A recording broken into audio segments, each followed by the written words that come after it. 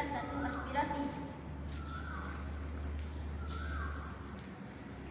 Nama saya Lim Simpul dari kelas aspirasi. Saya Andrew Angirong dari 4 Ikram. Nama saya Muhammad Ahmad Syakirin bin Muhammad Asfah dari 4 Sains.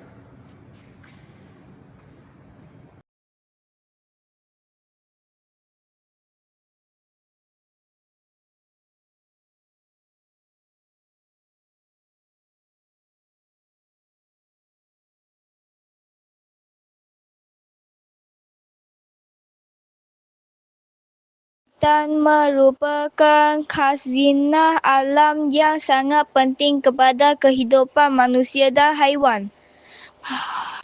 Hutan berperanan menghasilkan oksigen yang diperlukan oleh semua hidupan untuk bernafas. Selain itu, hutan juga menyerap karbon dioksida daripada udara dan membantu mengurangkan kesan pemanasan global.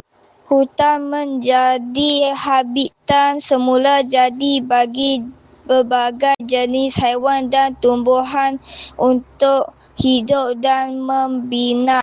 Di samping itu, hutan membekalkan sumber makanan serta ubat-ubatan semula jadi kepada manusia.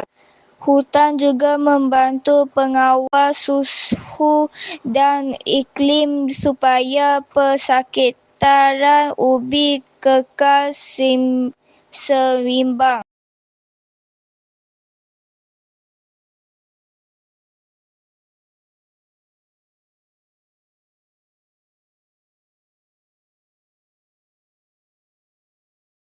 Terdapat berbagai langkah yang boleh diambil untuk memelihara dan memelihara hutan.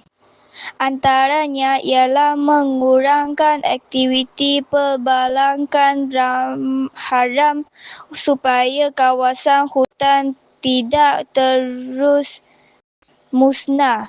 Selain itu, alam sekitar semula dapat mengurangkan penggunaan sumber semula jadi seperti kayu.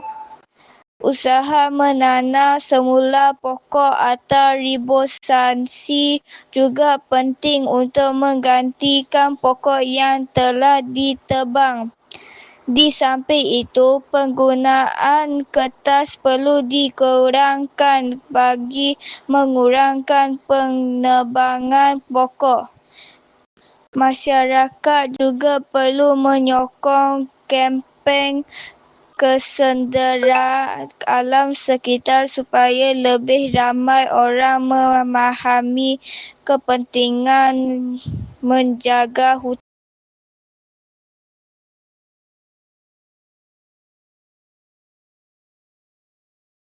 Penebangan hutan dan kemusnahan alam sekitar boleh menyebabkan pelbagai kesan negatif. Antaranya ialah kepupusan haiwan dan tumbuhan kerana kehilangan habitat semula jadi.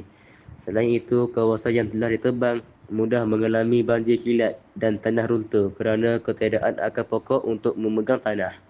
Penebangan hutan juga menyumbang kepada peningkatan suhu dunia kerana kurangnya pokok yang menyerap karbon dioksida.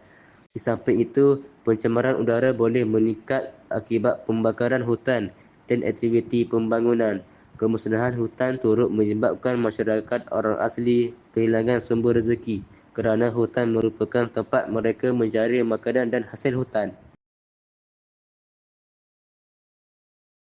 Pembalakan haram merupakan salah satu punca utama kemusnahan hutan kerana pokok ditebang tanpa kawalan.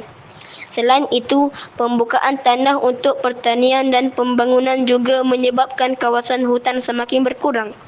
Kebakaran hutan yang berlaku akibat cuaca panas atau kecuaian manusia turut memusnahkan flora dan fauna.